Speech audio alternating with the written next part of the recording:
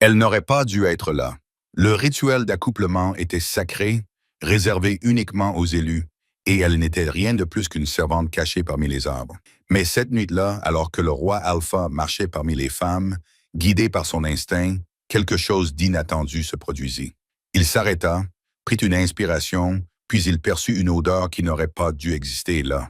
Ses yeux dorés ont croisé les siens dans l'obscurité, et l'instant d'après, elle courait déjà à travers la forêt. Ce qu'elle n'avait pas prévu, c'est que le roi Alpha lui-même abandonnerait le rituel et se lancerait à sa poursuite. Pourquoi le souverain le plus puissant du royaume poursuivrait-il une servante sans nom? Qu'avait-elle de particulier qui faisait trembler l'instinct d'un alpha devant toute la meute? Alors qu'elle fuyait entre les arbres, une question résonnait dans son esprit. Pourquoi le roi Alpha me chasse-t-il? Et la réponse pourrait changer le destin de tout le royaume. La lune était haute dans le ciel quand Alina réalisa qu'elle avait commis la plus grande erreur de sa vie. Elle était cachée parmi les arbres de la forêt, à quelques mètres seulement de la clairière sacrée, et son cœur battait si fort qu'elle craignait d'être découverte à cause de cela. La chaleur des feux de joie lui parvenait par vagues irrégulières, et le son des tambours montait et descendait comme un souffle vivant et primitif, différent de tout ce qu'elle avait jamais entendu entre les murs du château de Lady Ivy. Pourquoi suis-je venue ici? Tout avait commencé la nuit précédente, dans la petite chambre étouffante qu'elle partageait avec 3 autres femmes. La conversation avait commencé comme d'habitude lorsque le vin était épuisé et que le sommeil refusait de venir, Martha décrivant ce que la grand-mère de Lyra avait dit un jour à propos de la nuit de la lune argentée. Une fois par an, avait dit Martha, de cette voix qu'elle utilisait lorsqu'elle savait qu'elle allait raconter quelque chose d'impressionnant. Lors de la première pleine lune du printemps, toute la meute se rassemble dans une clairière au cœur de la forêt, avec des feux de joie aux 4 coins et des tambours qui battent toute la nuit. Et au centre du cercle, l'alpha fait son entrée. « Pourquoi faire ?» demanda Alina, même si elle savait déjà que la question était un piège. Martha sourit. « Pour choisir. » Le silence qui suivit était délibéré. Martha avait un don pour cela. « On dit que cette nuit-là, le loup prend le dessus, » continua-t-elle plus lentement. « Que la lune leur fait quelque chose, réveille quelque chose d'ancien que la forme humaine retient le reste du temps. Et puis l'alpha marche parmi les femmes qui se portent volontaires pour se tenir dans le cercle et sentir l'air, choisi par instinct. » Elle fit une pause. « Ce n'est pas l'homme qui décide, c'est le loup. »« Et les femmes acceptent cela ?» demanda Alina. « Pour beaucoup, c'est un honneur. Leurs familles reçoivent la bénédiction de la meute. La prospérité, la protection, » répondit Martha en haussant les épaules. « Pour d'autres, c'est l'espoir d'être reconnu par le destin. Cela dépend de ce en quoi vous croyez. » Lyra, qui écoutait silencieusement, les genoux serrés contre sa poitrine dans un coin du lit, prit la parole doucement. « Ma grand-mère dit qu'il est interdit de regarder. Seules les personnes qui participent au rituel sont autorisées à entrer dans la clairière. Cet après-midi-là, ils avaient décidé de faire un concours pour voir qui pourrait remplir le plus de seaux d'eau du puits avant que la cloche du dîner ne sonne. Celui qui finirait avec le plus petit nombre serait puni. Le perdant devrait se faufiler dans la forêt pour espionner le rituel de la lune argentée, puis revenir pour tout raconter aux autres. Eh bien, Martha se tourna vers Alina avec un sourire qui connaissait déjà l'issue du pari. Alina avait accepté le défi avec l'arrogance insouciante de quelqu'un qui croit qu'il va gagner. Elle n'a pas gagné. Et elle était là. La clairière était exactement comme Marcia l'avait décrite, et en même temps complètement différente, plus grande, plus calme qu'elle ne semblait de loin, malgré les tambours, comme si l'air autour de ce cercle de pierre portait un poids ancien qui étouffait toute pensée insignifiante. Les feux de joie étaient énormes, au nombre de 4, et la lumière qu'ils projetaient était dorée et instable, pleine d'ombres dansant à la lisière de la forêt. Toute la meute était présente, des centaines de personnes enveloppées par le rythme des tambours. Alina comprenait maintenant ce que Martha avait essayé de lui expliquer. Ce n'était pas seulement un rituel, il y avait un poids dans cet espace, une gravité qu'elle pouvait sentir dans ses os sans pouvoir la nommer, quelque chose entre la révérence et le danger, entre le sacré et le sauvage. Et au centre du cercle se tenait lui. Alina n'avait jamais vu le roi Alpha Elias de Starvale auparavant. Elle avait entendu parler de lui, bien sûr. Tout le monde au château en parlait, les servantes chuchotaient à son sujet dès que Lady Ivy n'était pas dans les parages. Trop grand pour être normal, blond comme le blé à la fin de l'été, les yeux qui changent de couleur. Mais aucun de ces mots n'avait préparé Alina à ce qu'elle voyait maintenant. À ce moment-là, il lui tournait le dos, marchant lentement devant les jeunes femmes alignées dans le cercle. Son corps était imposant, ses épaules larges, et sa peau brillait légèrement de la sueur du rituel. Pas la sueur répugnante du travail pénible qu'Alina connaissait bien, mais quelque chose de différent, comme si la chaleur des feux de joie elle-même était entrée en lui et y était restée. Ses cheveux blonds étaient attachés dans la nuque, et chacun de ses pas était lent et délibéré. La démarche de quelqu'un qui n'avait jamais besoin de se dépêcher, car rien au monde n'oserait bouger avant qu'il ne l'ordonne. Ce n'est pas l'homme qui décide, c'est le loup. Les paroles de Martha lui revinrent à l'esprit au pire moment. Alina les repoussa. Les tambours frappèrent 3 fois, plus fort qu'auparavant. Instinctivement, elle se pressa contre le tronc de l'arbre le plus proche. Partir, partir maintenant. Mais ses pieds ne lui obéissaient pas. Il s'arrêta. Ce n'était pas une pause lente ou hésitante. C'était brusque, comme si quelque chose d'invisible l'avait brusquement arrêté. Tout son corps se tendit. Elle vit ses épaules se soulever, sa colonne vertébrale se redresser, sa tête s'incliner légèrement sur le côté, comme un animal qui sent l'air. Le cœur d'Alina s'arrêta. Il ne peut pas me voir. Je suis caché. C'est impossible. Puis il tourna lentement la tête, comme s'il savait exactement où regarder. Ses yeux trouvèrent les siens à travers la distance et l'obscurité, et ils brillèrent. Ce n'était pas une métaphore. C'était réel, physique, une lueur dorée intense qui traversait la distance qui les séparait comme s'il n'y avait ni arbre, ni nuit, ni absurdité dans le fait qu'une servante se cache au bord d'une cérémonie sacrée à laquelle elle n'avait pas le droit d'assister. Alina se retourna et courut.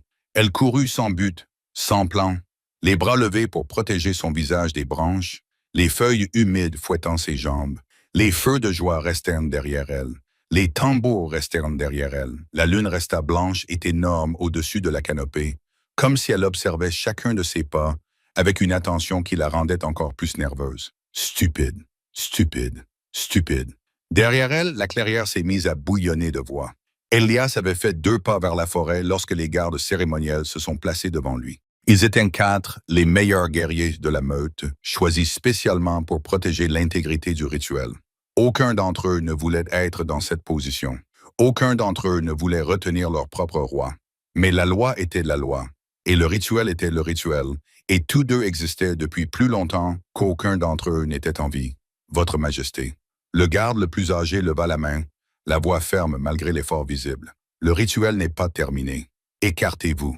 La loi de la meute. Écartez-vous. La voix d'Elias avait changé.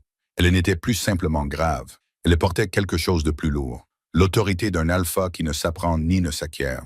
Quelque chose qui vient d'un endroit situé au-dessous de la parole et au-dessus de l'instinct.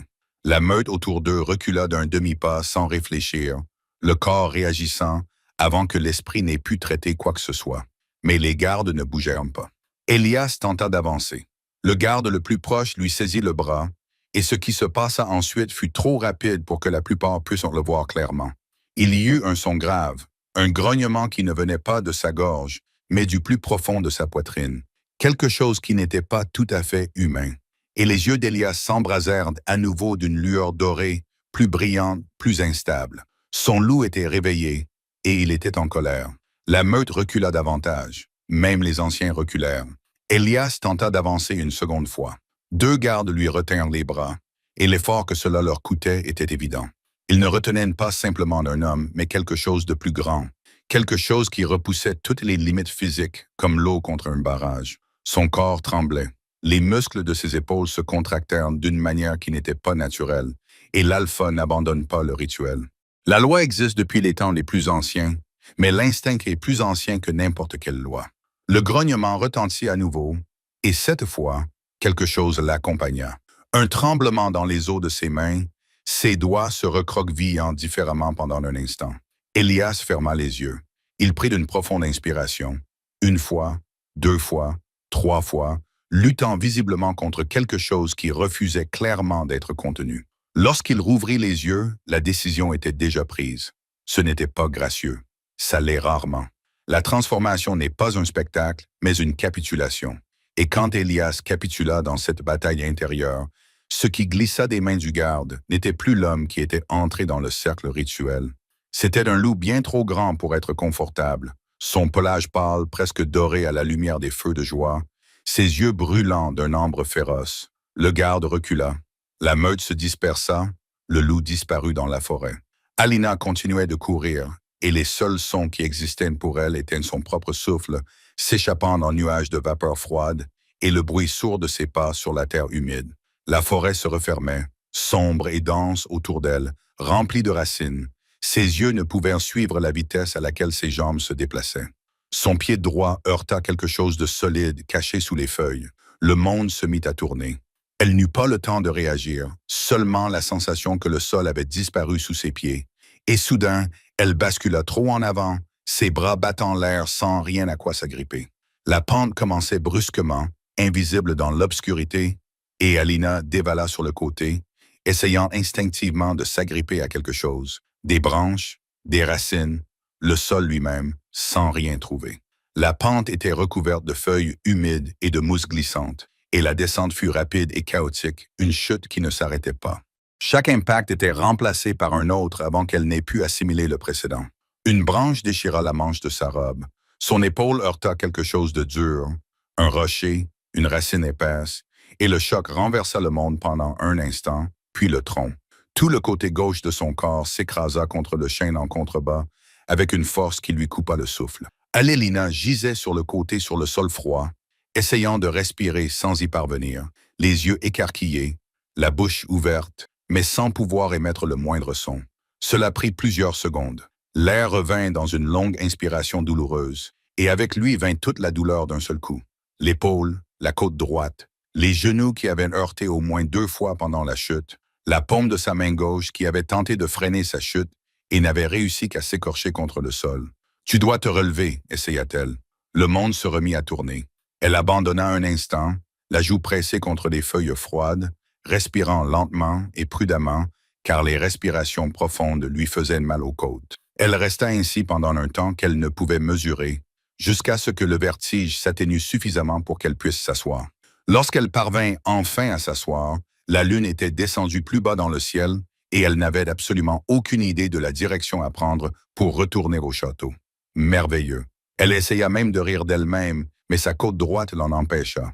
Lorsque le loup arriva à l'endroit où elle se trouvait, les traces étaient partout. Des feuilles éparpillées, de la terre retournée, toute la pente marquée par le chemin chaotique de sa chute. Et l'odeur qui avait interrompu le plus ancien rituel de sa meute, imprégnait le sol, se mêlait à la terre humide et à la mousse, s'étendait sur toute la longueur de la pente, sans indiquer aucune direction particulière. Elias huma longuement l'air. Rien. La piste avait disparu. Il resta immobile au milieu de la pente, son corps portant encore le poids de la transformation.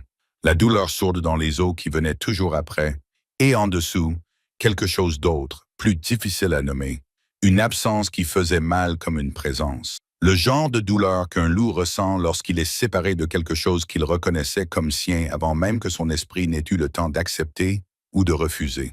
Qui es-tu? Le vent transportait l'odeur de la forêt.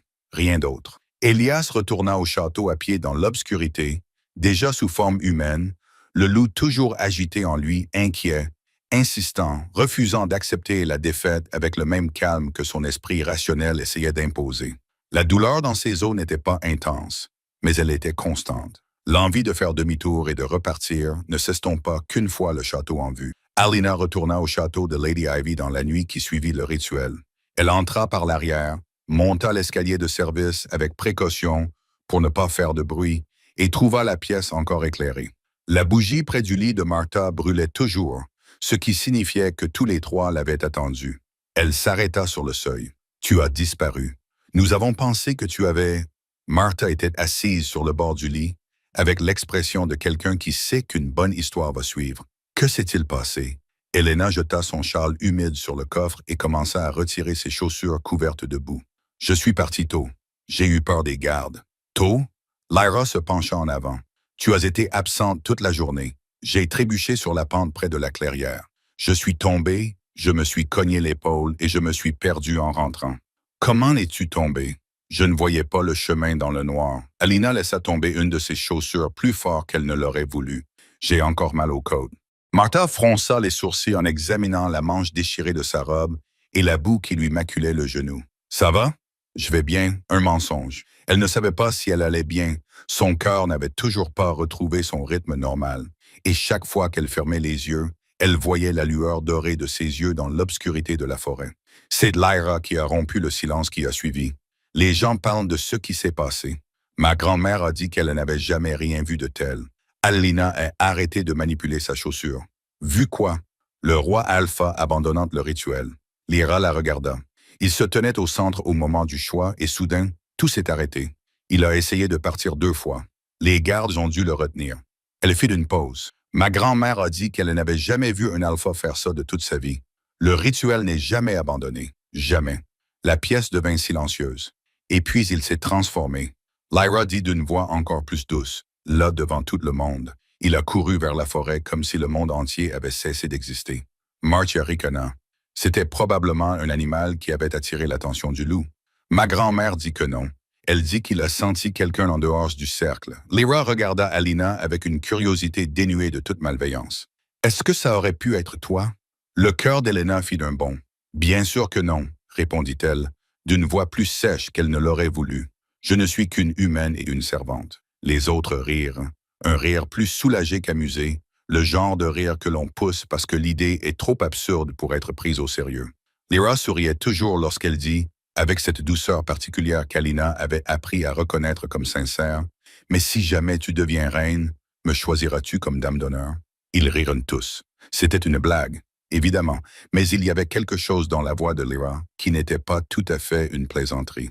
Il y avait la tendresse de quelqu'un qui dit, « J'aimerais rester près de toi. » Et Alina connaissait la différence, Polyphélemus. Elle regarda Lyra pendant un moment. « Malheureusement, je ne suis personne, dit-elle. Et cette fois, la sécheresse avait disparu. Il n'y avait plus que la vérité pure et simple, mais je prendrai toujours soin de toi. » Lyra sourit sincèrement. Alina souffla la bougie, s'allongea, les genoux encore couverts de boue, et fixa longuement le plafond sombre. Le silence de la nuit et le souvenir tenace de ses yeux dorés qui avaient trouvé les siens, comme s'ils savaient exactement où regarder. Elle resta longtemps ainsi, allongée en silence, les yeux fixés sur le plafond sombre de la pièce, tandis que ses pensées continuaient de s'agiter en elle. Son cœur tardait à se calmer, comme si une partie d'elle-même était encore perdue dans cette forêt. Le souvenir des yeux dorés, de la façon dont il s'était arrêté, de la façon dont il avait essayé de partir. Peu à peu, cependant, le poids de la fatigue commença à l'emporter sur la tension de ses muscles. Son corps s'enfonça dans le matelas étroit. Ses paupières devinrent lourdes. Quand le sommeil finit par la gagner, il fut profond et inévitable. Et le rêve ne tarda pas à suivre. Soudain, elle se retrouva à nouveau dans la forêt. Mais cette fois, il n'y avait pas de feu de joie. Il n'y avait pas de tambour, pas de foule, seulement la lune. Une lumière argentée tombait à travers les arbres en longues bandes silencieuses, peignant le sol de la forêt d'ombre froide. Et lui, il était là, à quelques mètres d'elle, lui tournant le dos. La même silhouette élancée, les mêmes épaules larges, les mêmes cheveux tirés en un nœud lâche qu'elle avait vu dans la clairière. Sa peau semblait encore chaude, même sous le froid clair de lune. Alina retint son souffle. Elle savait qu'elle devait partir. Pourtant, elle ne bougea pas, comme si une partie plus profonde d'elle-même avait décidé de rester. Il se retourna lentement, très lentement, plus lentement qu'il ne l'avait fait dans la clairière, comme s'il savait déjà qu'elle était là, comme s'il savait que cette fois, elle ne s'enfuirait pas. Ses yeux dorés rencontrèrent des siens, et le monde sembla rétrécir. Il se mit à marcher, chaque pas silencieux sur les feuilles sèches. Alina ne recula pas. Elle ne pouvait pas. Quand il s'arrêta, il était trop près. Assez près pour qu'elle puisse sentir la chaleur de son corps dans l'air froid de la forêt. Assez près pour qu'elle doive lever le visage pour continuer à le regarder. Ce mouvement exposa sa gorge, et à la façon dont ses yeux s'y posèrent un instant, il remarqua. Le silence entre eux était lourd, le genre de silence qui n'est pas vide. Il est trop plein.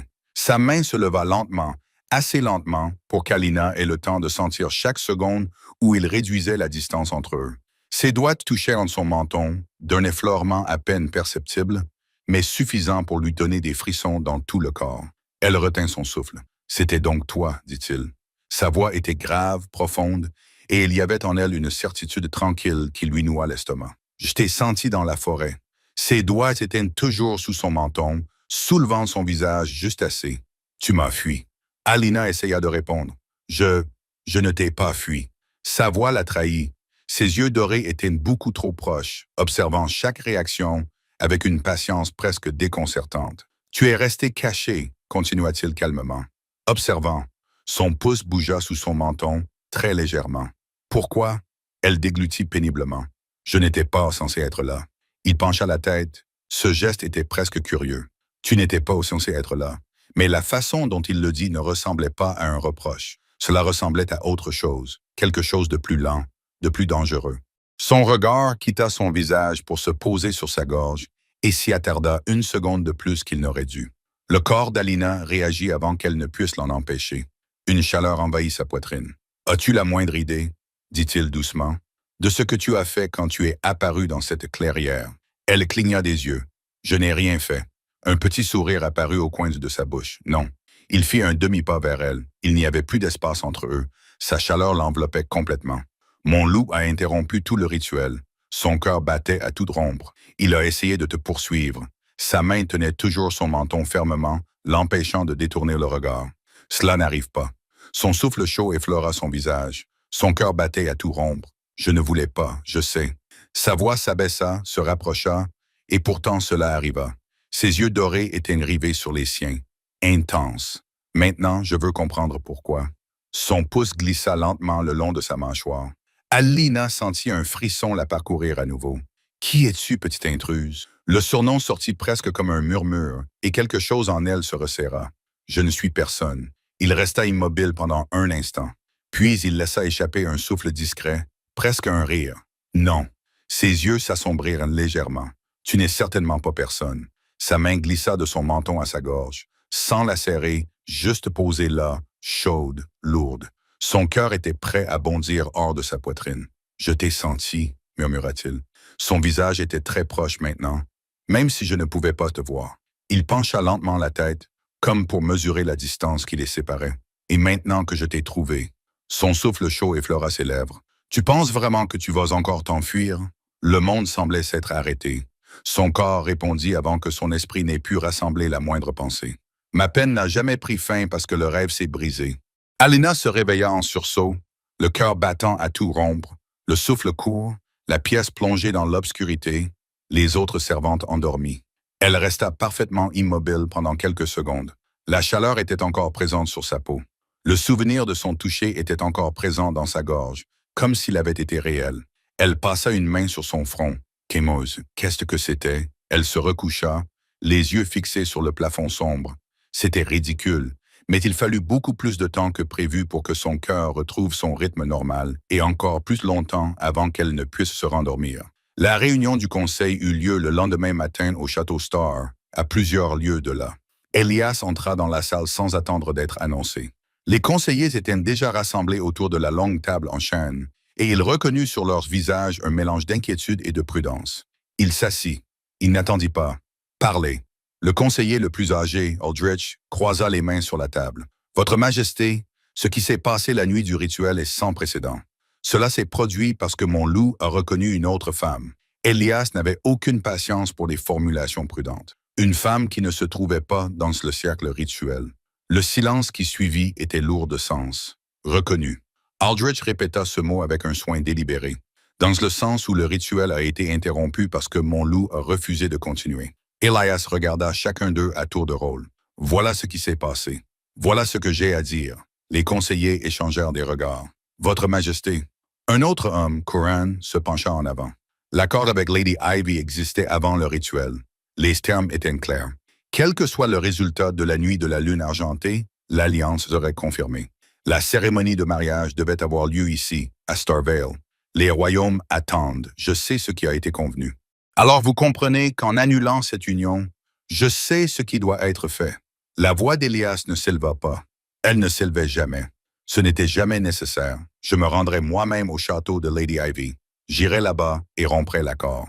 Aldrich entr'ouvrit les lèvres. « Avec tout le respect que je vous dois, Votre Majesté, » dit-il lentement. « Même si l'accord est dissous, si vous ne pouvez pas identifier cette femme, je la trouverai. Vous ne savez pas qui elle est. Mon loup connaît son odeur. » Elias se leva, et elle était suffisamment proche du rituel pour que je puisse la sentir parmi des centaines de personnes. Ce n'est pas une coïncidence, et le conseil se tut à l'intérieur et seulement à l'intérieur, car Elias avait appris à ne jamais laisser le loup diriger une réunion politique. Une rage sourde et constante brûlait chaque fois que quelqu'un suggérait que l'accord avec Lady Ivy avait plus de poids que ce qui s'était passé dans cette clairière. Le loup ne comprenait ni les accords, ni les traités, ni les équilibres délicats que les conseillers gardaient, comme s'il s'agissait de leur propre vie. Le loup ne comprenait qu'une seule chose. Il y avait une femme. Elle s'était enfuie et il devait la retrouver. L'homme pouvait garder cela sous contrôle pour l'instant. « Je vais au château de Lady Ivy », dit Elias en redressant ses vêtements avec le geste d'un homme qui met fin à une conversation sans demander la permission de le faire. « Je vais dissoudre l'accord. Je vais repartir libre pour chercher celle que je dois trouver. » Il marqua une pause. Des objections? Personne ne répondit. Elias s'avança seul dans le couloir de pierre pendant un moment avant que les gardes ne le rattrapent. Il s'arrêta et prit une profonde inspiration. La douleur dans ses os s'était atténuée grâce au peu de sommeil qu'il avait réussi à trouver, mais elle était toujours là, sourde et constante. Son envie de la retrouver n'avait pas diminué d'un iota. 2 jours plus tard, les Cavaliers de Starvale apparurent sur la route de pierre menant au château de Lady Ivy. Alilina était agenouillée près de la fontaine dans la cour principale, frottant les pierres avec le même chiffon usé que d'habitude et un seau d'eau sale à côté d'elle, lorsqu'un frisson la parcourut. Avant d'entendre les chevaux, avant d'entendre l'annonce du garde, avant quoi que ce soit de visible ou d'audible, seulement un frisson lui parcourut l'échine et une sensation étrange, comme si l'air même autour d'elle avait changé de poids. Qu'était-ce donc? Elle continua à frotter le sol, les yeux rivés sur les pierres. Elle entendit le cliquetis des sabots sur les pavés de la cour, le bruit des chevaux qui entraient, la voix du garde qui prenait ce ton pompeux, réservé aux visiteurs vraiment importants. Le roi Alpha Elias de Starvale. Elle leva les yeux. Ce fut involontaire, instinctif, comme lorsque votre tête se tourne vers un bruit soudain avant que votre esprit ne comprenne ce qui se passe. Et elle trouva les yeux dorés qu'elle avait vus dans la clairière de la forêt. Sa main lâcha le seau. L'eau sale se répandit sur les pierres de la cour en une tache ombre et parfaite, et le silence qui s'abattit sur cet espace fut si complet que pendant une terrible seconde, Alina crut que tout le monde s'était arrêté pour la regarder. Non, non, son visage s'empourpra. Elle baissa rapidement les yeux, ramassa le seau, essaya de se déplacer, comme quelqu'un qui venait de commettre une petite erreur insignifiante, tenta de se rendre invisible grâce à l'habileté que des années de service lui avaient enseignée. Mais lorsqu'elle regarda à nouveau, juste une seconde pour s'assurer que le moment était passé, il avait cessé de marcher. Il se tenait au milieu de la cour, entre ses cavaliers et le grand escalier où Lady Ivy attendait avec son sourire habituel, et il restait complètement immobile. Ses yeux trouvèrent les siens avec la même précision troublante que dans la forêt. Sans hésitation, sans doute, comme si j'étais la seule personne dans cette cour. « Votre Majesté », la voix de Lady Ivy descendit l'escalier comme de la soie froide. « Quel honneur de vous recevoir. » Le roi détourna les yeux d'Alina un instant, juste un instant, et inclina la tête vers l'escalier. Lady Ivy, sa voix était grave, profonde, le genre de voix qui n'a pas besoin d'effort pour être entendue. L'honneur est pour moi. Mais alors qu'il commençait à monter les marches, il lui jeta un dernier regard par-dessus son épaule. « Je sais exactement qui vous êtes, » dit-il sans élever la voix, mais en s'adressant uniquement à elle, avec cette étrange certitude dans la voix, comme quelqu'un qui n'annonce pas une découverte, mais confirme quelque chose qu'il savait déjà. Puis il gravit les marches et disparut dans le château. Alina resta immobile pendant 3 secondes qui lui semblèrent durer 3 ans. Puis elle attrapa le seau vide, se leva et partit aussi vite qu'elle le pouvait. Alina se glissa à l'arrière du château et se colla contre les pierres froides du couloir sombre, le cœur battant trop fort. Qu'est-ce que c'était que ça? Cette nuit-là, elle rêva à nouveau de lui. La salle à manger du château de Lady Ivy était la plus belle pièce qu'Alina connaissait, et elle connaissait ce château comme sa poche. Malgré tout, la salle semblait toujours différente lorsqu'elle était préparée pour recevoir des invités importants. Le haut plafond disparaissait dans les ombres dorées projetées par les lustres éclairés à la bougie, et la lumière tremblait doucement sur les murs de pierre et la longue table en chêne sombre qui s'étendait sur toute la longueur de la pièce.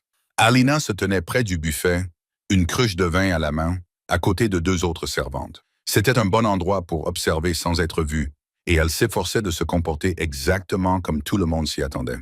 Une partie du décor, invisible. Cela fonctionna jusqu'à ce qu'Elias entre dans la salle. Il arriva en dernier. Lady Ivy était déjà assise en bout de table, élégante comme toujours. La conversation s'adoucit lorsqu'il traversa la pièce, non pas parce que quelqu'un avait demandé le silence, mais parce que sa présence avait cet effet naturel, cette autorité qui réorganise sans effort l'espace autour de lui. Elias marchait d'un pas tranquille, parlant à voix basse avec l'un des hommes de sa suite, et n'interrompit la conversation que lorsqu'il atteignit la chaise qui lui était réservée à la droite de Lady Ivy, le siège d'honneur. Avant de s'asseoir, son regard balaya la salle. Il s'arrêta sur Alina. « Qui aurait cru que je te trouverais ici ?»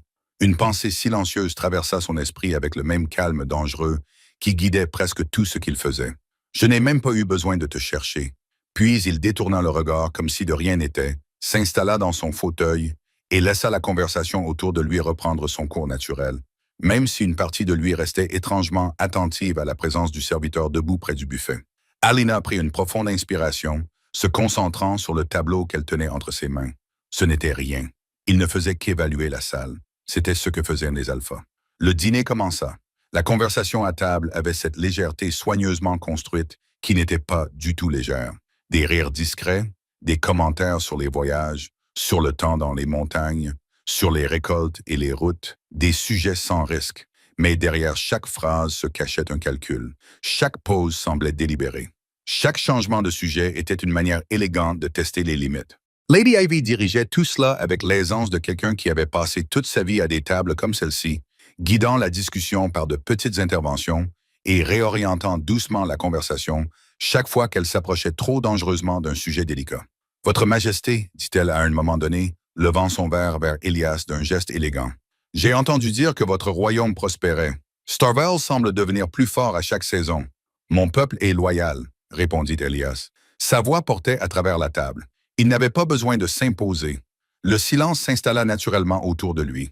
Lady Ivy inclina légèrement la tête. La loyauté est une ressource rare, surtout en période de changement. Elle but une petite gorgée de vin avant de continuer, le regard perçant, évaluant chacune de ses réactions. J'imagine que c'est pour cela que des alliances bien choisies deviennent si importantes. Elias ne répondit pas tout de suite. Il porta le verre à ses lèvres, puis seulement d'alors reporta son regard sur elle. C'est exactement pour cette raison que j'ai l'intention de vous parler personnellement de ce mariage. Lady Ivy ne s'attendait pas à une réponse aussi directe. Pendant un bref instant, un de ces moments que seul quelqu'un qui observait attentivement aurait pu remarquer, un sentiment de malaise traversa son expression avant que le sourire ne revienne sur son visage. « Bien sûr, dit-elle doucement. Nous en discuterons calmement. » Elle posa son verre sur la table et se pencha légèrement vers lui, les yeux pleins de curiosité. « Et le rituel? » « J'ai entendu ce qui s'est passé. » Elias la regarda. Le silence qui suivit fut bref, mais lourd. « Je ne veux pas en discuter. » Lady Ivy haussa légèrement les sourcils sans perdre son ton poli. « C'est compréhensible. Même ainsi, je dois avouer que je n'ai jamais été une grande admiratrice de ce genre de tradition, surtout maintenant que nos maisons sont sur le point de s'unir. » Les yeux dorés d'Elias se refroidirent. Les rituels et les lois de la meute ne sont pas sujets à discussion. La réponse atterrit sur la table comme une pierre. Lady Ivy soutint son regard une seconde de plus, puis inclina à nouveau la tête, acceptant la limite sans insister davantage. Bien sûr, la conversation se poursuivit. Elle passa à un autre sujet, comme toujours à ce genre de table. Mais quelque chose dans l'air avait changé. Une tension silencieuse qui persistait parmi les invités, comme des braises cachées sous la cendre. Alina fut appelée pour faire le tour des tables lorsque les premiers verres commencèrent à se vider. Elle quitta le buffet avec la carafe dans les mains et commença par le côté gauche de la table, comme on le lui avait appris.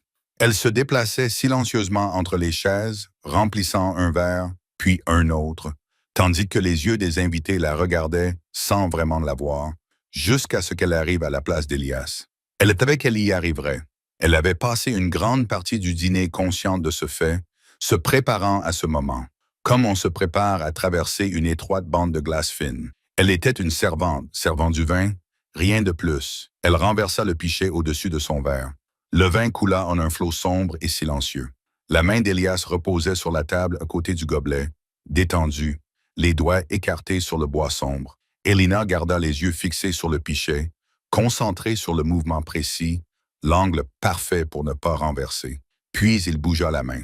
Juste un petit ajustement, désinvolte, presque imperceptible. Mais maintenant, ses doigts étaient plus proches. Assez proches pour qu'elle sente la chaleur de sa peau avant même qu'ils ne se touchent. Alina retint son souffle. Ne le regarde pas. Ne le regarde pas. Elle ne le regarda pas. Elle finit de verser, redressa le pichet, fit un pas vers le verre suivant, Et ce n'est qu'alors qu'elle réalisa qu'elle retenait son souffle depuis le moment où elle s'était approchée de lui, et que son cœur battait à cette vitesse inconfortable qui lui était devenue bien trop familière ces derniers jours. De l'autre côté de la table, l'une des dames de Lady Ivy murmura quelque chose à la femme à côté d'elle. Toutes deux jetèrent un coup d'œil vers Alina pendant une seconde. Elle ne le vit pas, mais Lady Ivy, oui. Le dîner dura encore 2 heures. Alina fit 4 tours avec le tableau. À 3 reprises, lorsqu'elle arriva près d'Elias, elle sentit son regard avant même d'être assez proche pour le confirmer. Ce n'était pas un regard insistant. Il était toujours en pleine conversation, répondant à une question, jouant le rôle d'invité de marque avec l'aisance de quelqu'un qui l'avait fait toute sa vie. Mais il y avait quelque chose dans ses yeux dorés qu'elle ne pouvait ignorer lorsqu'elle les croisait par hasard. Quelque chose qui n'était pas le regard désinvolte d'un homme évaluant la personne qui servait à sa table. C'était de la reconnaissance. « Arrête d'imaginer des choses », lui disait une partie d'elle-même. L'autre partie restait silencieuse, et c'était ce silence qui la troublait le plus. Au dernier tour, Lady Ivy l'intercepta d'un geste discret de la main. Juste un petit mouvement qui en disait long. « Tu peux y aller ». Alina quitta la salle avec le tableau vide et le sentiment qu'elle venait de se tenir au milieu d'une situation qu'elle ne comprenait pas tout à fait. Cette nuit-là, elle ne parvint pas à dormir. Ce n'était pas seulement la pensée de lui qui l'empêchait de trouver le sommeil. C'était le dîner. La tension qui avait parcouru la table comme un courant invisible. La façon dont il regardait les gens quand il parlait, calme, attentif, et la façon dont ce regard changeait lorsqu'il se posait sur elle. Elle se tourna d'un côté, puis de l'autre. Elle ferma les yeux. Tout le dîner lui revint d'un coup. Le bruit des verres, les bougies qui tremblaient dans les lustres, et au milieu de tout cela, sa présence. Ses yeux qui cherchaient les siens chaque fois qu'elle passait assez près. Ce n'était pas un long regard. C'était pire que cela. C'était trop bref, et pourtant, cela semblait traverser toute la salle pour venir la toucher directement. « Arrête !» Alina ouvrit les yeux vers le plafond sombre. « Tu ne le connais pas. » Mais son corps n'était pas d'accord. Son corps se souvenait de la chaleur, du souffle coupé, de la proximité qui ne s'était jamais vraiment concrétisée et qui pourtant semblait inévitable. Elle s'assit sur le lit étroit. La pièce était sombre et silencieuse. Les autres servantes dormaient profondément, éparpillées sur leur lit étroit. Alina se leva. Elle n'avait pas de destination particulière. Elle savait seulement que rester là, à fixer le plafond, était une forme de torture qu'elle n'était plus disposée à endurer. Elle attrapa son châle, ouvrit lentement la porte et se glissa dehors sans faire de bruit. Elle gravit l'étroit escalier de pierre qui menait au rempart nord du château, la partie la plus isolée, loin des rondes des gardes, où elle se rendait parfois lorsqu'elle avait besoin d'air, de silence et de ne pas être observée par quiconque. La nuit y était froide et claire. La lune brillait de sa lumière argentée qui donnait au château et à la forêt en contrebas un aspect légèrement irréel. Alina posa ses mains sur le parapet en pierre et prit une profonde inspiration. L'air froid emplit brusquement ses poumons, apportant un peu de clarté à son esprit qui semblait tourner en rond toute la journée. Mieux, elle ferma les yeux un instant. C'est alors qu'elle le sentit. Une présence, comme si une partie d'elle-même avait remarqué avant le reste de son corps qu'elle n'était plus seule. Alina ouvrit les yeux et se retourna. Elias était là, à quelques mètres d'elle, appuyé contre le parapet de l'autre côté des remparts. Les bras croisés, il regardait vers la ligne sombre de la forêt. Il ne semblait pas surpris. Il n'avait pas l'air d'être arrivé depuis peu. Il semblait savoir exactement où la trouver. Elle resta immobile. Il tourna lentement la tête vers elle. Je me demandais combien de temps cela prendrait. Sa voix était basse, grave, empreinte de ce calme dangereux qu'elle commençait déjà à reconnaître. « Pourquoi ?» demanda Alina. « Pour que tu viennes à moi, dit-il en fronçant les sourcils. Je ne suis pas venu vers toi. » Un coin de sa bouche se releva, sans former vraiment un sourire. « Non. » Le silence entre eux s'épaissit. « Je viens ici depuis des années, dit-elle d'un ton plus ferme. Bien avant que tu n'apparaisses dans ce château, je n'ai pas dit que cet endroit m'appartenait. » Il s'éloigna lentement du parapet. Le mouvement était minime, mais il changea complètement la distance entre eux. « J'ai dit que tu viendrais. » Le cœur d'Alina se mit à battre plus fort. « Je ne pouvais pas dormir, dit-elle d'un ton neutre. C'est tout. » Il l'observa un instant de trop près. « Tu ne pouvais pas dormir. Ou as-tu simplement peur de rêver de moi? » Alina entr'ouvrit les lèvres, stupéfaite. « Comment sait-il cela? » pensa-t-elle. « Je ne rêve pas de toi, mentit-elle. » Le sourire qui apparut sur son visage était petit et lent, comme si sa réponse était exactement la confirmation qu'il attendait. Le vent souffla entre eux, soulevant légèrement le châle sur ses épaules. Il fit un pas. Il était désormais assez proche pour qu'elle ressente à nouveau cette chose absurde. Son corps semblait dégager de la chaleur, même dans le froid qui précédait l'aube. « Sais-tu ce que mon loup a fait la nuit du rituel? » Elle leva le menton. « J'ai entendu dire qu'il avait abandonné la cérémonie. Toute la meute l'a vu. Oui, ses yeux dorés étaient fixés sur les siens, car il l'avait senti. L'air semblait s'alourdir. « Tu étais dans les arbres, » continua-t-il, caché, observant quelque chose que tu n'étais pas censé voir.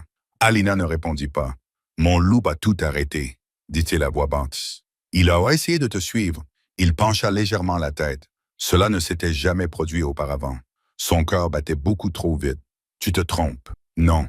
Il fit un pas de plus. Seul un bras les séparait désormais. « J'ai passé toute la journée à essayer d'ignorer cela, » continua Elias.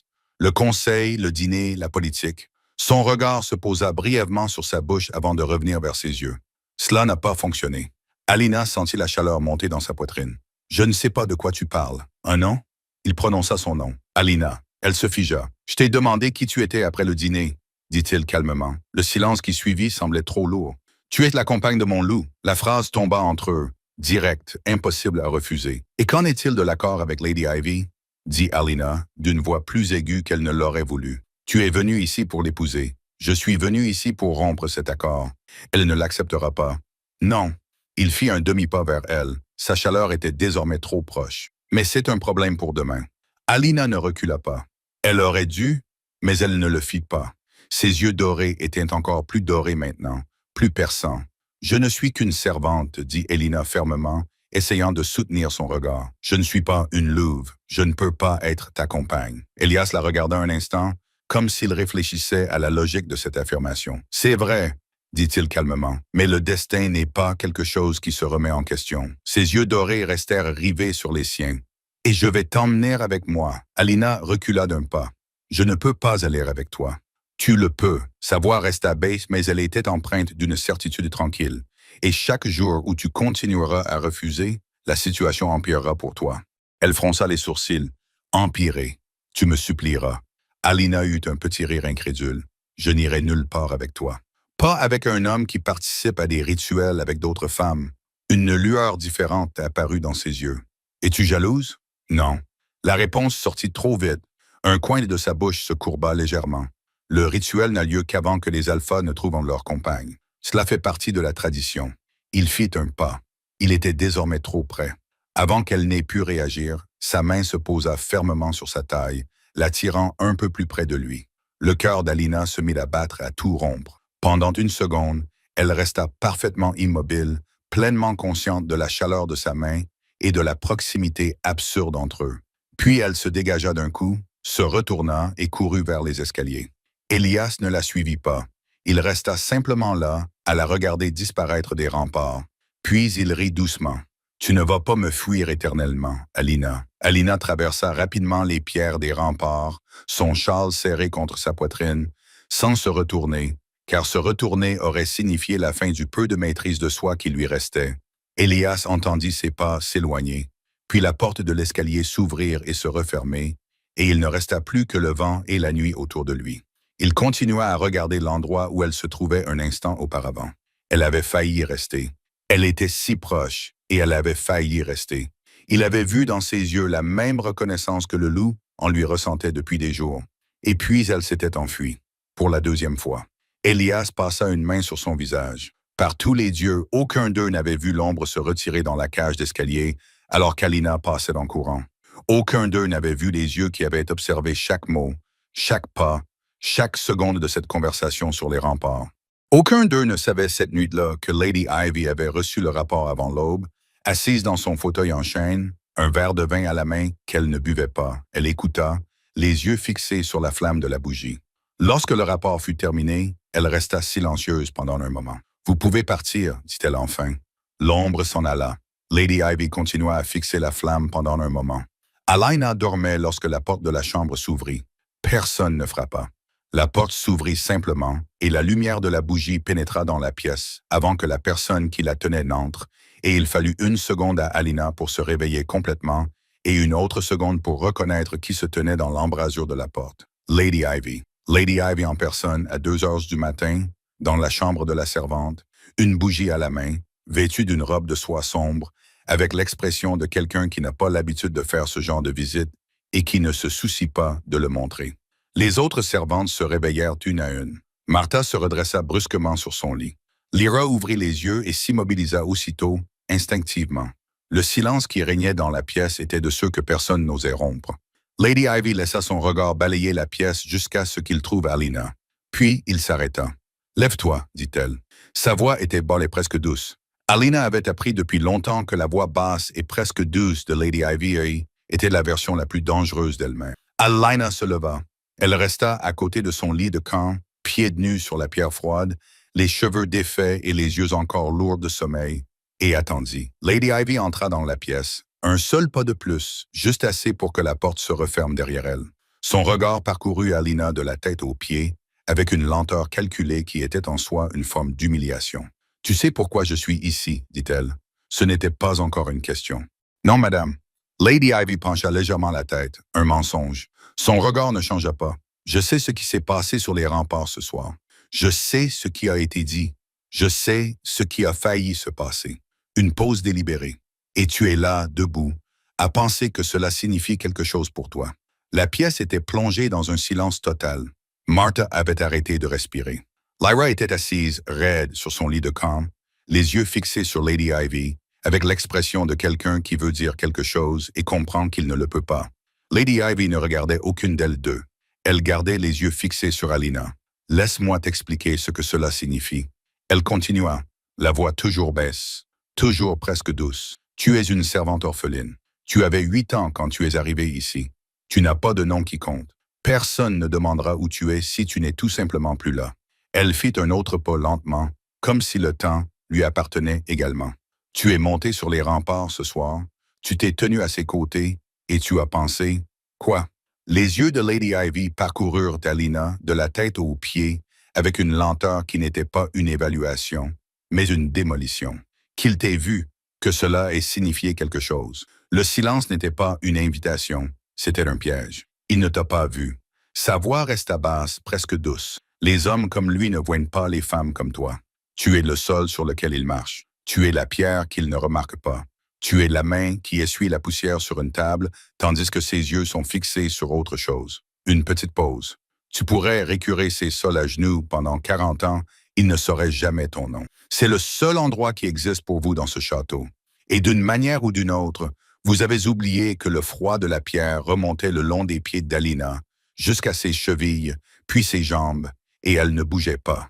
Qu'il ait pu avoir un moment de Lady Ivy fit un mouvement infime de sa main libre, comme pour chasser une mouche. La générosité ou l'ennui ou quoi que ce soit d'autre que vous avez pris pour de l'attention ne change rien à ce que vous êtes.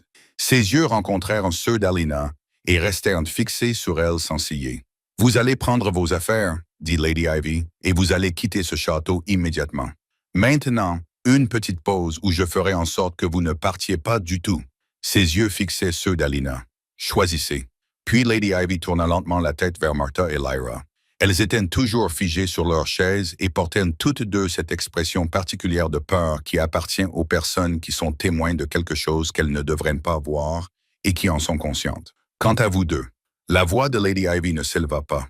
Elle resta sur le même ton bas et doux, ce qui la rendait encore plus efficace. Si j'apprends qu'un seul mot de ce qui a été dit ici ce soir sort de cette pièce, elle fit une pause, laissant le silence faire son œuvre. Le donjon est vide depuis un certain temps.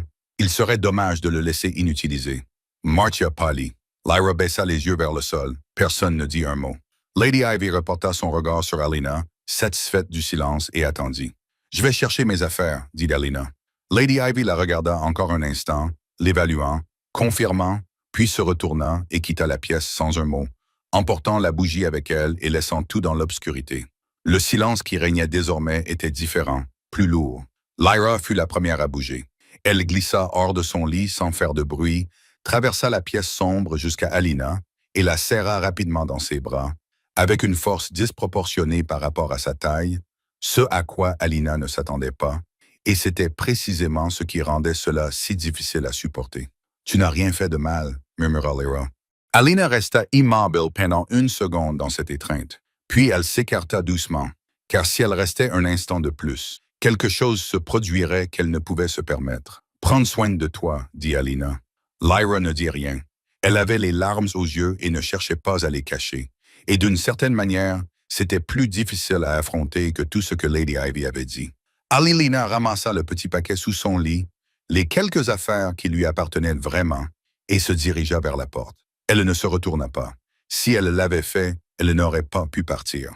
La route qui menait au château était Chihuahua longue. Alina marchait, le paquet serré dans ses bras, les pieds enfoncés dans les chaussures usées qu'elle avait enfilées à la hâte. La porte du château s'éloignait derrière elle. La route pavée se transformait en chemin de terre. Les arbres de chaque côté se rapprochaient lentement. Tu n'as pas de famille. Tu n'as pas de nom qui compte. Personne ne demandera où tu es. Elle se souvenait des paroles de Lady Ivy. Elle le savait depuis des années. Mais l'entendre dire ainsi, de cette voix, dans cette pièce, devant Lyra et Mardia, avait donné à cette vérité un poids différent qu'elle sentait encore peser sur ses épaules. Tu avais 8 ans quand tu es arrivé ici. Elle se souvenait de l'enfant qu'elle avait été amenée au château de Lady Ivy sans beaucoup d'explications, seulement que ses parents étaient morts, qu'il ne restait plus personne, que le château avait besoin de servantes et qu'elle avait besoin d'un endroit où aller. Où vais-je? C'était la question qu'elle avait évitée depuis qu'elle avait quitté le château. La réponse honnête était qu'elle ne savait pas. Il y avait un village à quelques lieues de là. Il y avait peut-être une chance de trouver du travail dans une auberge, dans une cuisine qui avait besoin de quelqu'un prêt à travailler sans poser de questions. Elle serra le paquet contre sa poitrine et continua à marcher. Quelques heures plus tôt, de l'autre côté du château, Elias avait demandé à s'entretenir en privé avec Lady Ivy. Lorsqu'ils se retrouvèrent enfin seuls, le silence entre eux était pesant. Lady Ivy s'avança lentement vers la table et versa du vin dans 2 verres avec le calme de quelqu'un qui utilise chaque geste pour gagner du temps. Ses mouvements étaient précis, contrôlés. Elle dit alors avec un sourire qui n'atteignait pas ses yeux. « J'imagine que vous êtes venu confirmer notre union. » Elias ne toucha pas au verre. « Je suis venu l'annuler. » Le sourire disparut pendant quelques secondes. Lady Ivy se contenta de le fixer du regard, comme si elle avait entendu quelque chose que son esprit refusait d'accepter. « L'annuler », répéta-t-elle lentement, le mot sortant de sa bouche comme quelque chose qu'elle devait examiner avant d'en accepter le poids. « L'accord entre nos royaumes. Mon loup a choisi quelqu'un d'autre. » Son regard se durcit. « Cette servante. » Le mot sortit comme du poison, court, précis. « Elle n'est pas seulement une servante, » répondit Elias. Lady Ivy éclata de rire. Il n'y avait aucune trace d'humour dans sa voix. Elle avait le ton tranchant d'une femme qui retenait trop de choses avec trop d'efforts et qui commençait à laisser tout cela s'échapper. « Une humaine qui nettoie les sols de mon château, » dit-elle, chaque mot prononcé avec la clarté de quelqu'un qui s'assure d'être bien compris. « A poussé le roi Alpha de Starvale à abandonner un rituel sacré et à rompre un accord entre les royaumes. » Elle fit quelques pas vers lui. « Comprenez-vous ce que vous faites? Les royaumes attendent cette union. Mon peuple l'attend. Votre arrivée ici a été considérée comme une confirmation. Vous avez agi trop rapidement dans vos suppositions. J'ai agi trop rapidement. » Lady Ivy s'arrêta à quelques mètres de lui, et il y avait dans ses yeux quelque chose qui allait au-delà de l'orgueil blessé. Il y avait le calcul froid de quelqu'un qui réorganisait rapidement les possibilités qui s'offraient à elle. « Savez-vous ce que cela signifie pour moi d'être rejeté ainsi? Ce que mon royaume dira lorsqu'il apprendra que le roi Alpha m'a rejeté au profit d'une servante sans nom et sans famille? Ce que dira votre royaume, c'est à vous de le résoudre, » dit Elias d'une voix parfaitement douce. « Ce que mon loup a reconnu n'est pas négociable. » Le silence qui suivit était différent des précédents, plus tendu, plus dangereux. Lady Ivy se retourna lentement, marcha jusqu'à la fenêtre et resta un moment à regarder la cour en contrebas. Lorsqu'elle reprit la parole, sa voix avait changé. Elle était plus grave, plus calme, et pour cette raison même, plus effrayante. « Alors j'espère, dit-elle sans se retourner, que vous comprenez ce que vous risquez. » Une pause délibérée. Car si cette fille disparaît, personne ne pourra jamais rien prouver. L'air dans la pièce se figea. Elias ne bougea pas. Mais quelque chose en lui avait changé. C'était subtil. La différence entre un homme assis sur une chaise et un prédateur qui vient d'entendre une menace. Il leva lentement la tête. « Si elle disparaît, dit-il d'une voix si basse que Lady Ivy dut résister à l'envie de s'éloigner de la fenêtre, je démolirai ce château pierre par pierre.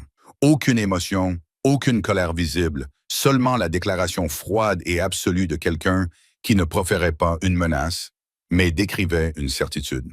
Lady Ivy lui tourna le dos un instant de plus que nécessaire. Puis elle se retourna, le sourire de nouveau en place. « Quelle conversation intéressante, dit-elle.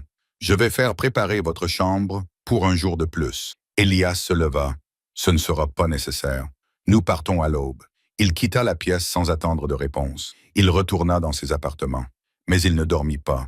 Le ciel était encore sombre quand Elias se réveilla. Ce n'était pas un bruit qui l'avait réveillé, ni un mouvement. C'était une absence. Le loup en lui réagit immédiatement. Elias se leva. Il enfila sa tunique à la hâte et traversa la pièce à grandes enjambées. Il descendit les escaliers du château sans vraiment avoir conscience de ses propres mouvements. Son esprit avait déjà plusieurs longueurs d'avance sur son corps, alors qu'il sondait l'air dans chaque couloir, chaque passage, chaque arcade de pierre. Rien. Son absence était trop évidente. Elle n'était pas dans le château. Lorsqu'il atteignit la cour, le ciel commençait à pâlir à l'horizon. Les premières lueurs grises du matin touchaient les remparts, et l'air était froid, immobile, bien trop vide pour le sentiment qui grandissait dans sa poitrine. Elias s'arrêta au milieu de la cour. Il inspira profondément, une odeur faible, mêlée à celle de la terre humide et du bois moite, mais indubitable. Elle était passée par là. Il tourna la tête vers la porte principale. Elle était partie. La pensée lui vint, claire et définitive. Pendant un instant, il serra les mâchoires. Elle s'était enfuie. Ou ses yeux se plissèrent légèrement. Lady Ivy. Peut-être avait-elle décidé de tester ses limites. Peut-être avait-elle renvoyé Alina au milieu de la nuit, croyant que cela résoudrait le problème discrètement et élégamment, si c'était bien ce qui s'était passé. La pensée resta inachevée, car la réponse avait déjà pris forme avant même qu'il ait fini de la formuler. Elle le paierait. Ou peut-être pas Lady Ivy. Peut-être qu'Alina avait simplement eu peur. Peut-être qu'elle avait cru que s'enfuir résoudrait quelque chose. Elias laissa échapper un petit soupir. Le loup en lui était déjà debout, alerte, furieux de la distance grandissante entre eux. Il se retourna sans hésiter. Les écuries étaient silencieuses à cette heure-là, les chevaux déjà agités à son arrivée, avant même que les portes ne soient complètement ouvertes. Elias se dirigea directement vers le premier animal assez fort pour un long voyage, détacha les rênes, essaya le cheval avec des mouvements rapides et précis. Lorsqu'il eut terminé, il monta sans réfléchir à deux fois. Elle était partie seule, au milieu de la nuit, à pied, pensa-t-il. Elias tira sur les rênes, les yeux dorés fixés sur la porte du château, tandis qu'une certitude silencieuse et dangereuse s'installait dans lui. Assez. Il poussa le cheval en avant. Je vais la chercher. Les mots sortiront doucement, presque comme une pensée exprimée à voix haute. Et il n'y a rien dans ce château, ni personne qui m'arrêtera. Le cheval s'élança sur la route dès que la porte s'ouvrit, et sa trace, cette odeur que son loup avait mémorisée depuis la nuit dans la clairière, se propageait dans le vent du matin, un mince filet persistant, le guidant dans la forêt. Elle n'était pas allée loin. Pas encore. Il fit tourner son cheval sur la route et continua sans se retourner pour regarder la porte disparaître derrière lui, sans penser au conseiller qui se réveillerait et trouverait sa chambre vide. La forêt se refermait des deux côtés de la route. Sa piste devenait un peu plus forte. Elle était devant lui, seule dans l'obscurité, avec un petit baluchon, des chaussures usées et cette colère calme et constante qu'il avait vue dans ses yeux sur les remparts. La colère de quelqu'un qui ne se plie pas facilement. Elle entendit le cheval avant de le voir. Alina s'arrêta au milieu de la route et resta parfaitement immobile, et son intuition lui dit avec une clarté gênante et absolue qu'elle savait exactement qui arrivait sur cette route. Le cheval s'approcha et Elias mit pied à terre. Il marcha vers elle avec ce calme délibéré qu'elle avait déjà appris à reconnaître comme l'un de ses traits caractéristiques, sans se presser, sans urgence apparente, comme s'il avait tout le temps du monde. Ses yeux dorés rencontrèrent des siens. Un coin de sa bouche se releva légèrement. Ce n'était pas un sourire complet, juste le début d'un sourire. « Tu t'enfuis toujours, dit-il. » Sa voix n'était ni forte ni dure, mais elle dégageait un calme dangereux, comme s'il l'avait poursuivi toute la nuit et avait finalement cessé de faire semblant d'être patient. Alina ne répondit pas. Elle se contenta de le regarder. Le vent qui soufflait le long de la route souleva quelques mèches de ses cheveux, et pendant un instant, aucun des deux ne parla. Le silence semblait trop pesant. Elias s'approcha. « J'ai besoin que tu me fasses confiance, Elina. » Elle garda les yeux baissés. « Pourquoi es-tu partie ?» continua-t-il d'une voix plus douce. « S'il te plaît, dis quelque chose. » Alina serra les doigts sur le tissu de sa robe. Puis elle baissa la tête, « Parce que je ne suis qu'une servante. » Les mots sortirent presque comme un murmure. Je ne suis pas un loup. Je ne peux pas être ta compagne. Elias la regarda un instant, puis il secoua lentement la tête. Tu es bien plus que cela. Elle ne répondit pas. Pourquoi es-tu parti? Insista-t-il. Lady Ivy t'a-t-elle renvoyé? Ou est-ce que tu ne veux vraiment pas de moi? Alina leva les yeux. Je ne veux pas de toi. Un mensonge. Elle sentit le mot lui transpercer la poitrine avant même d'avoir fini de le prononcer. Mieux valait mentir que de s'embarquer dans une histoire qui pourrait lui coûter la vie ou mettre en danger l'autre servante encore présente au château. Elias l'observa un instant.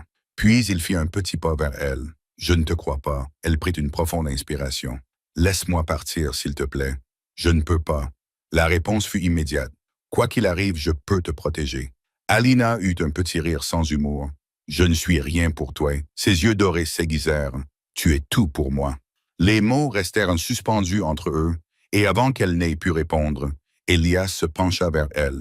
Le baiser fut ferme et inattendu. Alina tenta de résister pendant une seconde, mais son corps la trahit.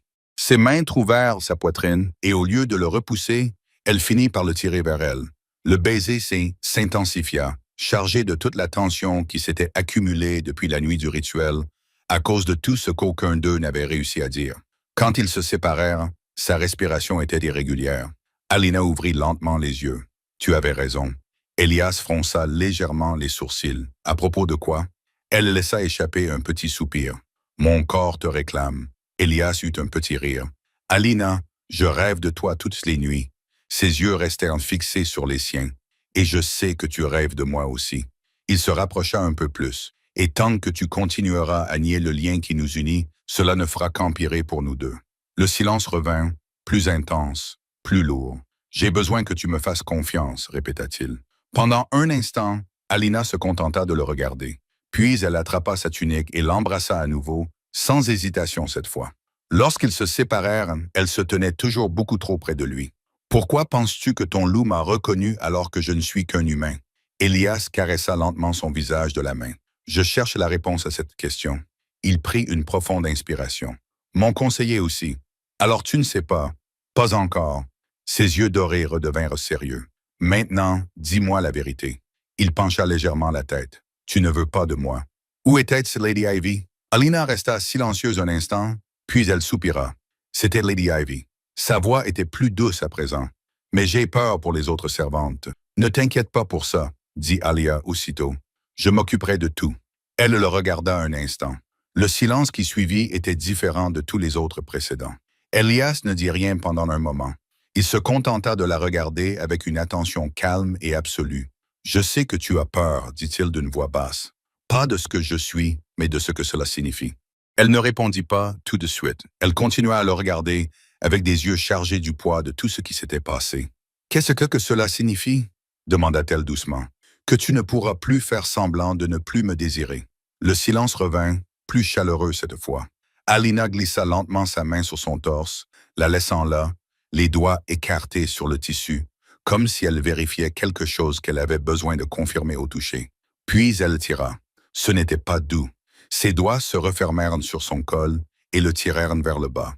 Et avant qu'il ait eu le temps de dire quoi que ce soit, elle était sur la pointe des pieds et sa bouche avait trouvé la sienne.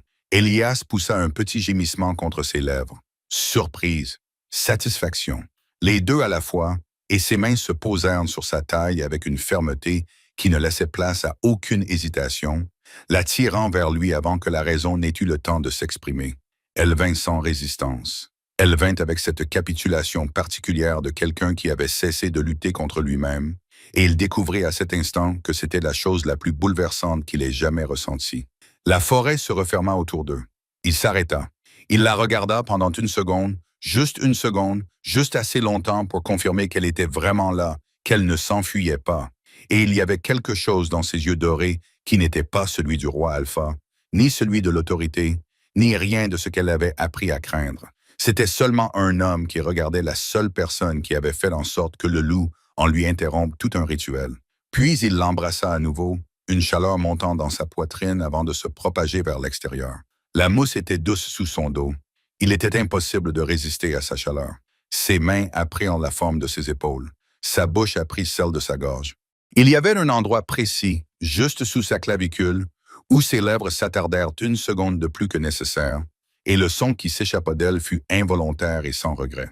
Le silence qui suivit était de ceux qui ne renferment aucun vide. Alina était allongée, la tête posée sur sa poitrine, sa respiration revenant lentement à la normale, les yeux fermés pour se protéger de la lumière qui commençait à poindre dans la canopée au-dessus d'eux, tandis que le monde continuait de tourner sans qu'aucun d'eux n'y prête attention. Son bras était autour de ses épaules, ferme, immobile. « Tu veux toujours t'enfuir » demanda-t-il. Sa voix était plus rauque maintenant, plus reposée. Alina resta silencieuse pendant un moment. « Non » dit-elle simplement.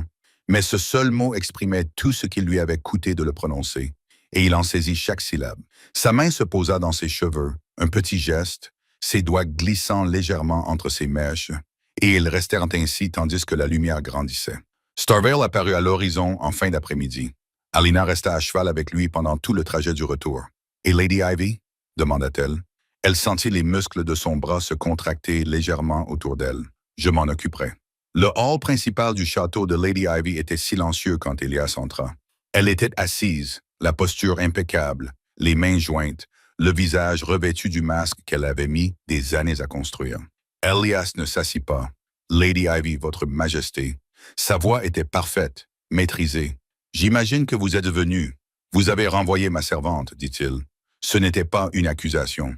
C'était une confirmation. » Lady Ivy soutint son regard. « J'ai pris une décision que je jugeais nécessaire, car vous avez interféré avec la servante d'un roi alpha, » dit Elias, sa voix coupant la sienne avec un calme toujours plus dangereux que n'importe quel ton élevé. « La loi de la meute existe depuis assez longtemps pour que vous sachiez ce que cela signifie. » Le silence qui s'installa dans la pièce était lourd. « Je pourrais vous tuer pour cela, » dit-il. « Vous le savez, Lady Ivy ne s'y a pas, mais le masque sur son visage se crispa très légèrement. « Je ne le ferai pas. » Une pause. Non pas parce que la loi ne le permet pas, mais parce qu'Alina ne le veut pas. Ses yeux dorés restèrent fixés sur les siens. « Et ce qu'elle veut m'importe plus que tout ce que vous pourriez m'offrir ou me menacer. » Lady Ivy resta immobile. « Mais vous perdrez, continua-t-il sur un ton qui n'annonçait pas une punition, mais décrivant simplement une réalité déjà décidée.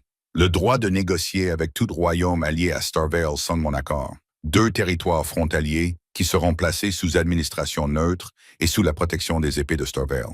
Notre accord garantissait quelque chose dont vous aviez plus besoin que moi, et nous le savons tous les deux. » Il laissa le silence s'installer un instant. « Les hommes de Starvale resteront affectés à ce château, non pas pour vous protéger, mais pour que je sache tout ce qui s'y passe. » Lady Ivy le regarda avec ses yeux indéchiffrables. « C'est tout ?» demanda-t-elle. « C'est de la clémence, » répondit Elias, « parce que c'est ce qu'Alina a demandé. » Elle le regarda longuement. « Je comprends, » dit-elle enfin. Elias inclina la tête, le plus petit geste de quelqu'un qui met fin à une conversation, et se retourna pour partir. Alina était dans la cour lorsque Lyra arriva en courant. L'étreinte était bien trop violente pour quelqu'un de sa taille. Alina resta immobile pendant une seconde. « Je le savais, » dit Lyra contre son épaule. « Je savais que ça marcherait. Tu ne savais rien. Je savais tout. » Martha apparut derrière elle avec l'expression de quelqu'un qui essayait clairement de faire comme si elle n'avait pas pleuré, mais qui échouait complètement. « Alors c'est vrai, » dit Martha. « Tu pars avec lui. » « Oui. » Martha croisa les bras. « Et nous ?» Alina les regarda toutes les deux. Lyra, les yeux encore brillants. Martha essayant de paraître indifférente, avec de moins en moins de succès. « Vous venez avec moi, » dit Alina.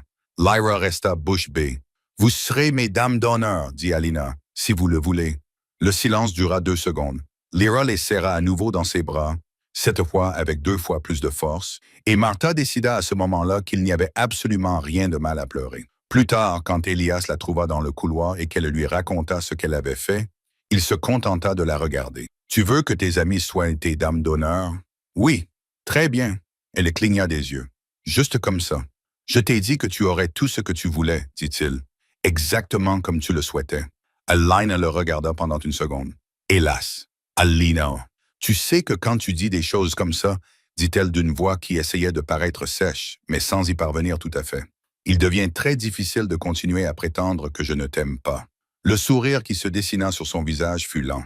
Le rituel d'accouplement eut lieu la première nuit à Starvale. Il n'y avait ni foule, ni feu de joie, ni tambour. Il y avait la chambre intérieure du château, des pierres anciennes, des bougies, Le silence des anciens debout en demi-cercle, avec l'expression de ceux qui comprennent qu'ils sont témoins de quelque chose qui ne se produit pas deux fois. Elias se tenait devant elle. Ses yeux rencontrèrent ceux d'Alena. « Vas-tu t'enfuir » demanda-t-il. Sa voix était basse, réservée à elle seule. Le coin de sa bouche bougea. Pas cette fois. Le doyen prononça les mots. Alina ne comprenait pas parfaitement la langue, mais le poids de chaque syllabe lui parvint jusqu'aux os, sans qu'il soit besoin de traduction. Il y avait là quelque chose qui dépassait la simple cérémonie. C'était une reconnaissance. Lorsque les mots prirent fin, le silence avait changé. Elias leva la main et écarta lentement ses cheveux de son épaule, avec le geste de quelqu'un qui comprenait le poids de ce qu'il s'apprêtait à faire et ne ressentait pas le besoin de se précipiter plus vite que nécessaire. Ses doigts suivirent la courbe de son cou avec une attention qui lui coupa le souffle. Ses yeux rencontrèrent les siens une dernière fois. Elle acquiesça. Il baissa la tête. La morsure s'accompagna d'une douleur qu'elle n'avait pas anticipée. Elle vint comme une vague, partant du point de contact et se propageant dans toutes les directions à la fois à travers sa poitrine, ses bras, sa colonne vertébrale, jusqu'au bout de ses doigts, comme si chaque partie de son corps était réécrite d'un seul coup de l'intérieur vers l'extérieur, avec une encre qui n'existait pas auparavant. Et au sein de cette douleur, il y avait autre chose. Un lien, tangible, aussi réel que le sol sous ses pieds. Un fil de chaleur qui s'était établi entre elle et lui avec la solidité de quelque chose qui attendait d'exister depuis bien plus longtemps qu'eux deux n'étaient en vie. Elle sentit son loup. Ses jambes se dérobèrent sans avertissement. Elle sentit ses bras avant même de réaliser qu'elle tombait. Ils se refermèrent autour d'elle avec une fermeté qui ne la serrait pas, mais ne la lâchait pas non plus. Ils soutenaient son poids avec une aisance qu'elle aurait remarquée à tout autre moment. « Je te tiens », dit-il. Sa voix était proche, très proche. Sa chaleur était partout, et le fil entre eux palpitait doucement et régulièrement, comme un deuxième battement de cœur. Alina laissa l'obscurité l'envahir. Elle se réveilla dans la lumière dorée du soleil. Elle fixa ses mains. Quelque chose avait changé. Ce n'était pas visible, ni évident, mais c'était là. Une nouvelle conscience de l'espace autour d'elle, de l'air, du bruit des pas dans le couloir, qu'elle pouvait entendre avec une clarté légèrement déconcertante, trop claire pour être normale. Elle cligna des yeux. Elias était assis sur la chaise à côté du lit, pas endormi, juste là, les coudes sur les genoux, avec l'expression de quelqu'un qui était resté éveillé toute la nuit et ne le regrettait pas. « Bonjour », dit-il. Sa voix était plus rauque que d'habitude. « Depuis combien de temps » demanda-t-elle. « Toute la nuit. » Alina toucha son épaule avec deux doigts. Elle sentit la marque, à peine visible, déjà guérie, comme si elle s'était refermée beaucoup trop rapidement pour être naturelle. « Tu sembles différent, dit-elle. Toi aussi. Que m'est-il arrivé? Demanda-t-elle enfin. Quand tu m'as mordu, j'ai senti quelque chose. Je l'ai senti aussi, dit Daya. Le loup t'a senti en retour. Elle le regarda. C'est normal. Il resta silencieux un instant. Non, dit-il simplement. Les conseillers étaient réunis lorsque Elias entra dans la salle du conseil. Aldrich se leva avant qu'Elias ait pu s'asseoir. Il y avait quelque chose sur le visage de Leller qui n'était pas exactement de l'inquiétude. C'était cette expression particulière de quelqu'un qui vient de découvrir quelque chose qui change tous ses calculs d'un seul coup. « Votre Majesté ». Aldrich choisit ses mots avec le soin de quelqu'un qui les pèse avant de parler. Les anciens ont passé la nuit à analyser le rituel, et Karan se pencha légèrement en avant. Le lien entre les compagnons est bien connu. Tout le monde ici le comprend. Mais ce qui s'est passé hier soir n'était pas seulement un rituel d'accouplement. Une pause. L'intensité de sa réaction, la façon dont elle a senti le loup avant de s'évanouir, la vitesse à laquelle la marque a guéri, la clarté de l'aura qu'elle a laissée dans la salle.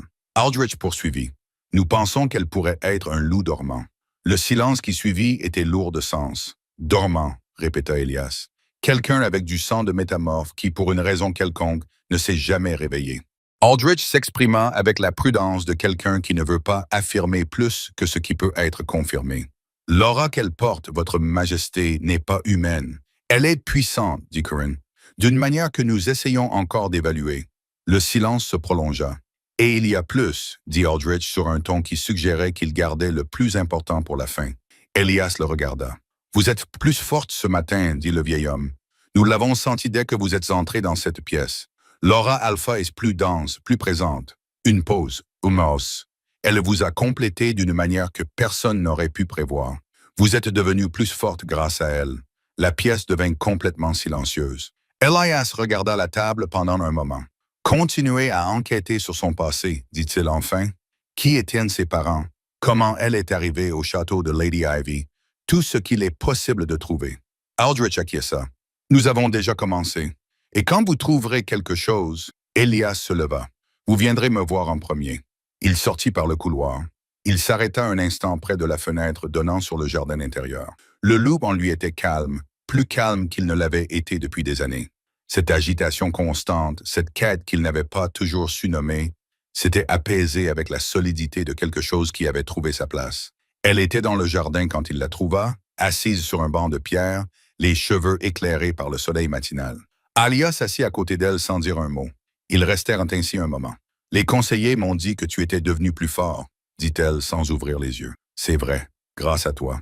Il passa un moment à la regarder, son visage éclairé par la lumière du soleil, la marque sur son épaule visible au bord de sa robe. Je te l'ai dit, commença-t-il, tu n'étais pas seulement une servante. Et même si tu l'étais, continua-t-il d'une voix basse, directe et honnête, cela m'importerait peu. Elle retint son souffle. Je me fiche de ton passé. Son regard resta fixé sur elle. Je me fiche que tu sois une servante, que tu sois un loup, que tu sois humaine, que ton nom ne soit pas considéré comme assez noble par aucune cour de ce royaume. Il se pencha légèrement vers elle. Ce qui m'importe, c'est ton essence. Ce que vous êtes lorsque vous n'essayez pas de vous rendre invisible. Une petite pause. Alaina le regarda. La femme qui avait demandé grâce pour quelqu'un qui ne le méritait pas, qui voulait ses amis près d'elle, avant de vouloir quoi que ce soit d'autre pour elle-même. Le soleil était chaud sur ses épaules. La marque sur son épaule palpitait doucement. Une fois, comme elle le faisait toujours maintenant. « Je t'aime, dit-il, plus que tout ce qui existe dans ce royaume. » Le jardin devint silencieux autour d'eux. Alina leva lentement une main vers son visage, ses doigts traçant la ligne de sa mâchoire, le coin de sa bouche. Avec l'attention de quelqu'un qui avait appris qu'il y avait maintenant du temps et qu'il n'y avait pas besoin de se dépêcher. « Je t'aime aussi, dit-elle. Le sourire qui apparut sur son visage était le plus radieux qu'elle ait jamais vu.